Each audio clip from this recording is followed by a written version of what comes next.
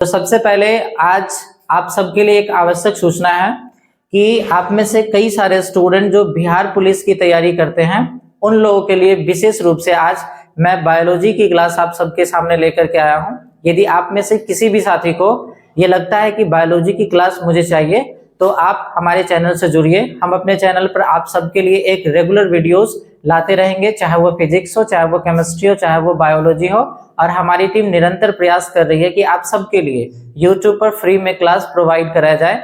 तो आप सभी साथियों से निवेदन है, आग्रह है कि आप हमारे चैनल को सब्सक्राइब कर हमारे चैनल से जुड़िए और साथ ही साथ अपने दोस्तों को भी हमारे चैनल का लिंक साझा करिए सब्सक्राइब करके, ताकि वो भी हमें ज्वाइन कर पाए और बिहार पुलिस की तैयारी कर पाए।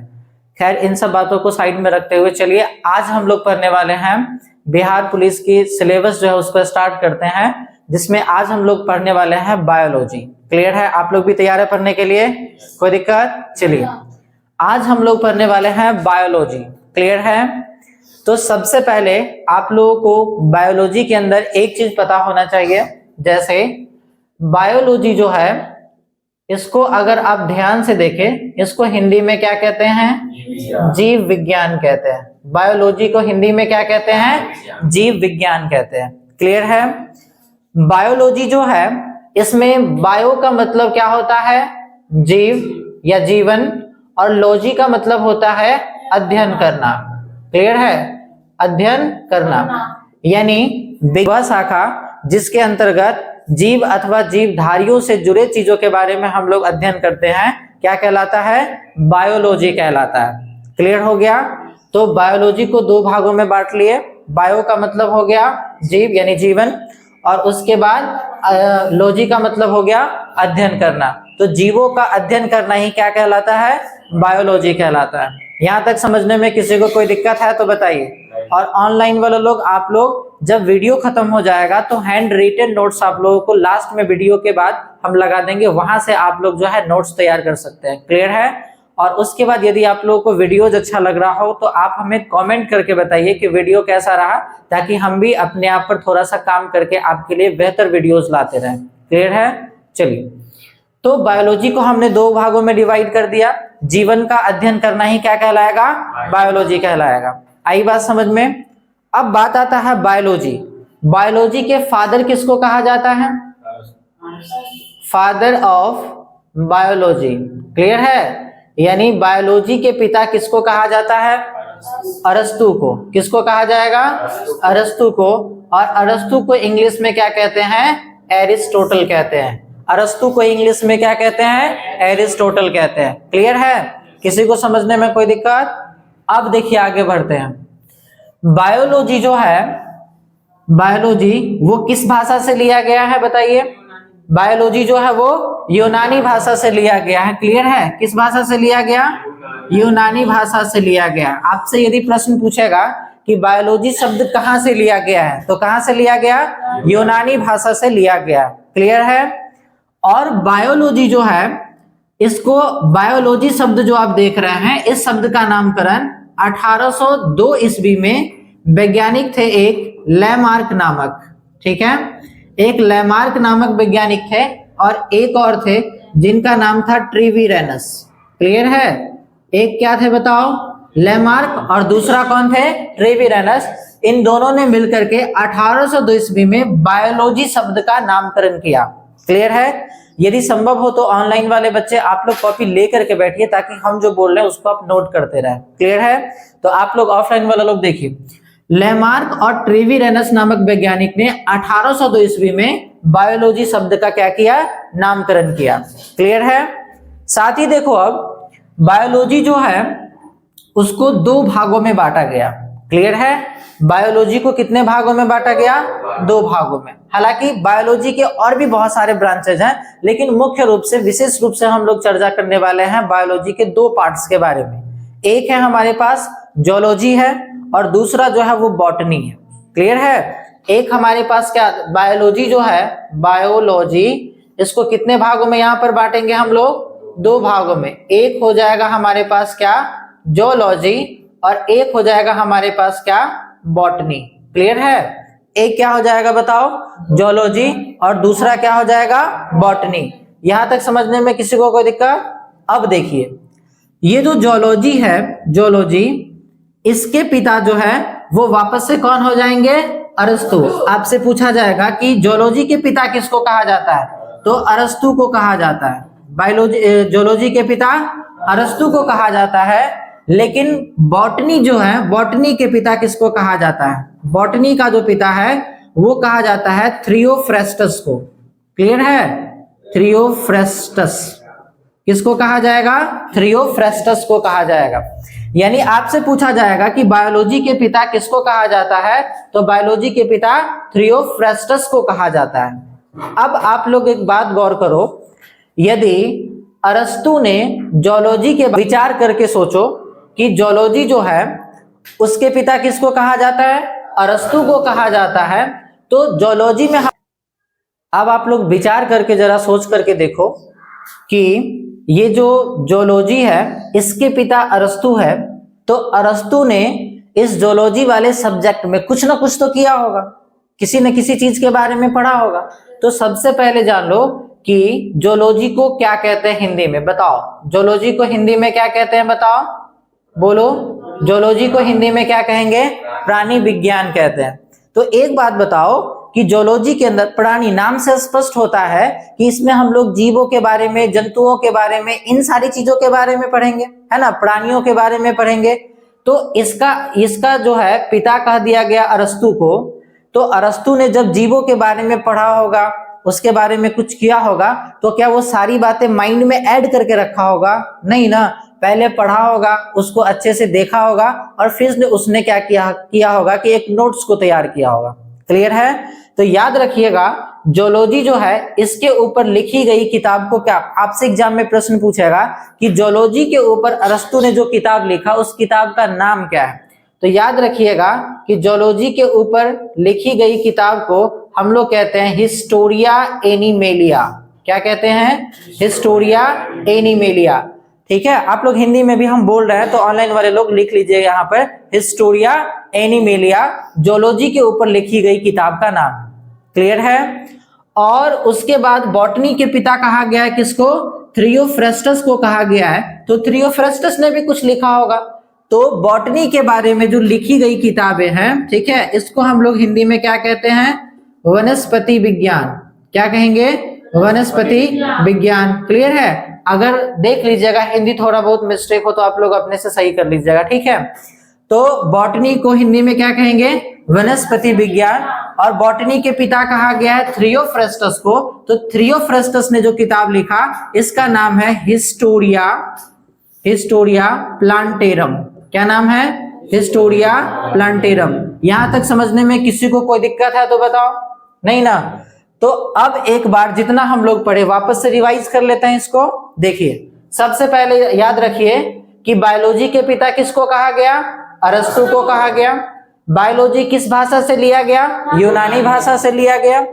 उसके बाद कितना ईस्वी में बायोलॉजी शब्द का नामकरण किया गया? 1802 में। किसने किया? तो लेमार्क और ट्रेविरेनस नामक वैज्ञानिक ने किया। बायोलॉजी को विशेष रूप से यहाँ पर कितने भागों में बांटा गया? 2 भागों में बांटा गया। एक हमारे पास हो गया जूलॉजी और दूसरा हो गया बॉटनी। जूलॉजी के पिता किसको कहा गया? अरस्तु को। और बॉटनी के पिता थियोफ्रेस्टस को कहा गया। क्लियर है? तो अरस्तु ने जो जूलॉजी के ऊपर लिखी किताब है उस किताब का नाम है हिस्टोरिया एनिमेलिया। और थियोफ्रेस्टस के द्वारा लिखी गई किताब का नाम क्या है? Historia plantarum. यहां तक समझने में आप लोगों में से किसी को कोई दिक्कत है तो बताओ? ऑनलाइन वाला लोग आप लोग इसका स्क्रीनशॉट ले लीजिए। आगे बढ़ा जाए, यहां तक में किसी को दिक्कत? अब देखिए, हम लोग पढ़ेंगे इसमें जीवों के बारे में। ठीक है, इतना इंट्रोडक्शन आप लोगों को समझ में आ गया। अब हम लोग पढ़ते हैं जीवों के बारे में। देखिए, सबसे पहली बात ये कि अगर किसी जीव का निर्माण हो रहा होगा तो उसमें छोटे छोटे सेल्स होंगे। आई बात समझ में? तो याद रखिएगा कि जीवों का निर्माण जो होता है उसके प्रोसेस के बारे में थोड़ा सा समझते हैं। ठीक है, उसके बाद जीवों के बाहरी संरचना का अध्ययन करना, जीवों के अंदर जो संरचना है उस संरचना के द्वारा किए गए कार्यों के बारे में अध्ययन करेंगे। इन सारी चीजों के बारे में हम लोग डिटेल में भी समझेंगे। क्लियर है? चलिए समझने का प्रयास करते हैं। देखिए, सबसे पहले जीवों के निर्माण होने का प्रोसेस क्या होता है इसको समझिए। देखिए, सबसे पहले क्या होगा? सेल। सबसे पहले क्या होता है? सेल। सेल को हिंदी में क्या कहते हैं? कोशिका। सेल को हिंदी में क्या कहेंगे? कोशिका। और याद रखिएगा, हालांकि कोशिका के बारे में हम लोग अलग से डिटेल में पढ़ने वाले हैं, फिलहाल अभी जीवों की उत्पत्ति के बारे में थोड़ा सा समझिए कि जीव का निर्माण होता कैसे होगा। तो सबसे पहले सेल के बारे में समझते हैं कि सेल को हिंदी में क्या कहते हैं? कोशिका। और सेल के बारे में जब हम लोग पढ़ते हैं तो सेल का अध्ययन करना क्या कहलाएगा? साइटोलॉजी कहलाएगा। क्या कहलाएगा? साइटोलॉजी कहलाएगा। आपसे क्वेश्चन पूछा जाएगा कि सेल का अध्ययन करना क्या कहलाएगा, तो क्या कहोगे? साइटोलॉजी। अब देखिए, जो सेल होते हैं वो बहुत सारे छोटे छोटे सेल क्या होंगे कि एक जगह पर इकट्ठा होंगे, तो सेलों का क्या बनेगा? समूह बनेगा।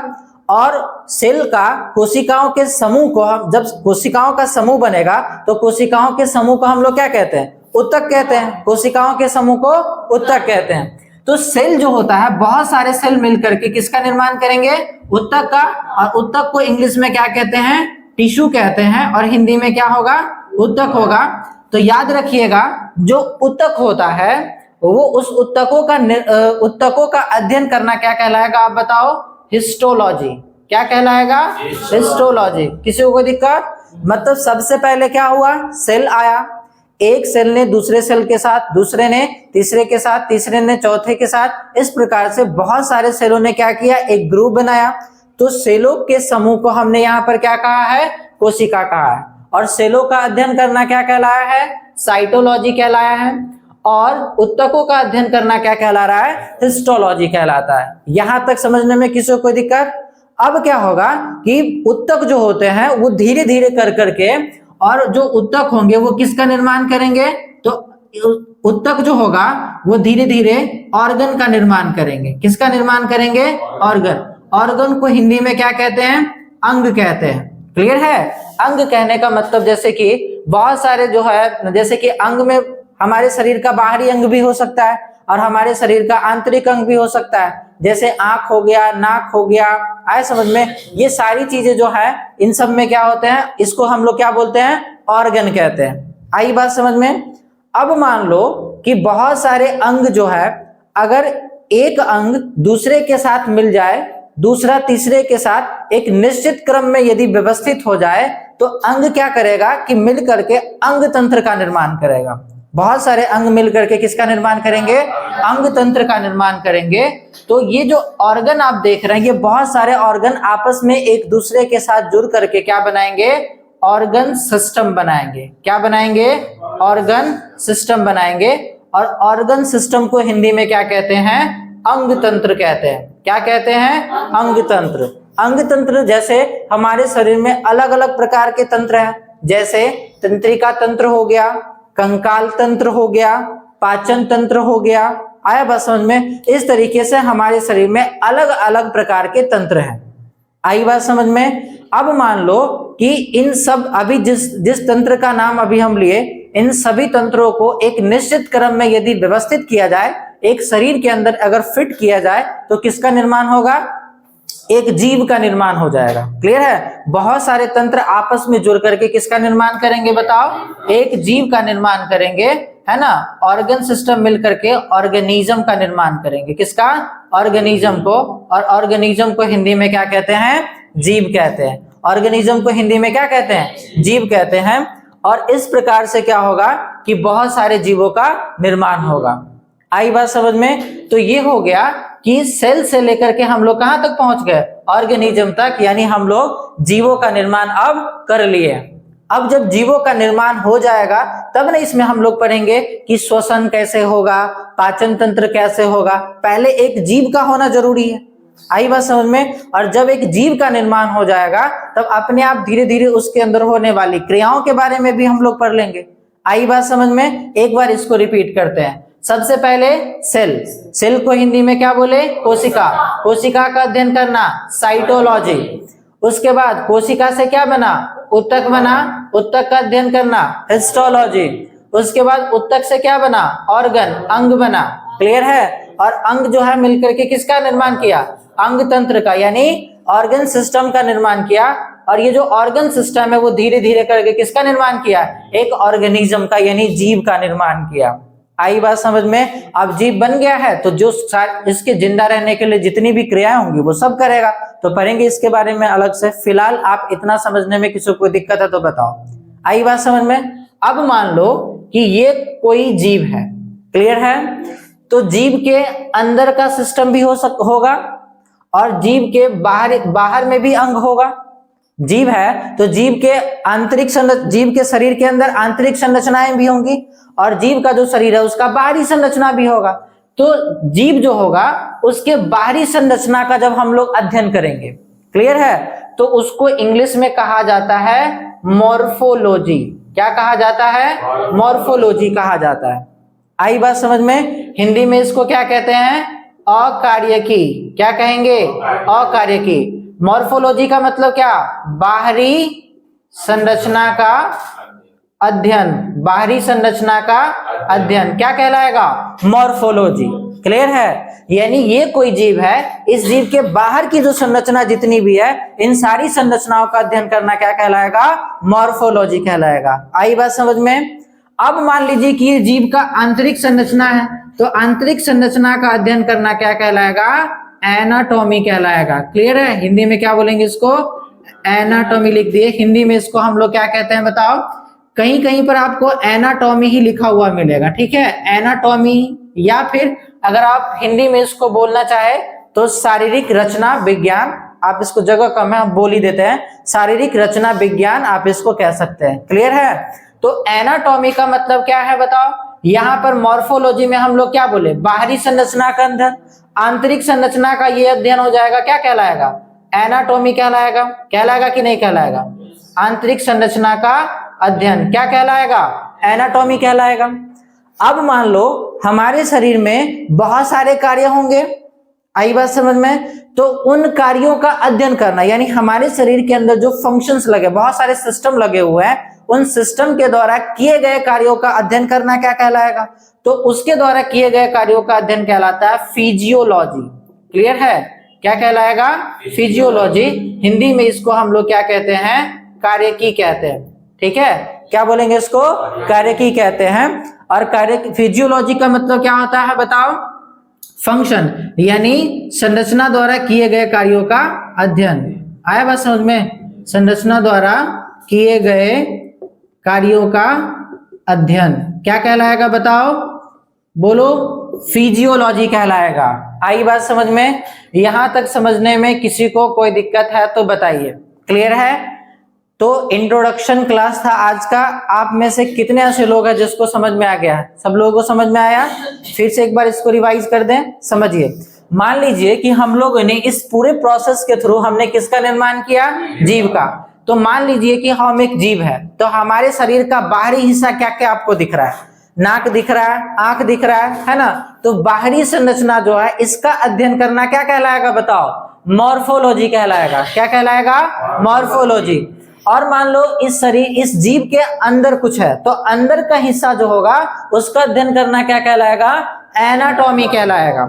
और मान लो हमारे शरीर के अंदर जो अलग अलग प्रकार के सिस्टम लगे हुए हैं, इन सारे सिस्टम के द्वारा किए गए कार्यों का यदि अध्ययन हो रहा है तो इस अध्ययन को हम लोग क्या कहते हैं? फिजियोलॉजी कहते हैं। क्या बोलेंगे? फिजियोलॉजी कहेंगे। आई बात समझ में? यानी जो संरचना है उस संरचना के द्वारा किए गए कार्यों का अध्ययन क्या कहलाएगा? फिजियोलॉजी कहलाएगा। इतना समझने में कहीं से किसी को कोई दिक्कत है तो बताइए। क्लियर है। ऑनलाइन वाले लोग, यदि आप लोगों को समझ में आया है तो कृपया करके आप लोग कमेंट में यस लिखिए। और साथ ही साथ यदि अगर आपको कुछ समझने में प्रॉब्लम है तो आप कमेंट में मुझे उस टॉपिक के बारे में बताइए, ताकि हमारा पूरा प्रयास रहेगा आपको उस टॉपिक के बारे में समझाया जाए। क्लियर है। तो आज का हमारा ये बिहार पुलिस का बायोलॉजी का इंट्रोडक्शन क्लास कैसा लगा आप हमें कमेंट करके बताइए। साथ ही हमारे चैनल को सब्सक्राइब करिए और अपने मित्रों के साथ साझा करिए, ताकि वो भी हमारे चैनल के साथ जुड़कर अपनी तैयारी मजबूत कर सके। धन्यवाद। आज के लिए इतना ही, मिलेंगे अगली क्लास में।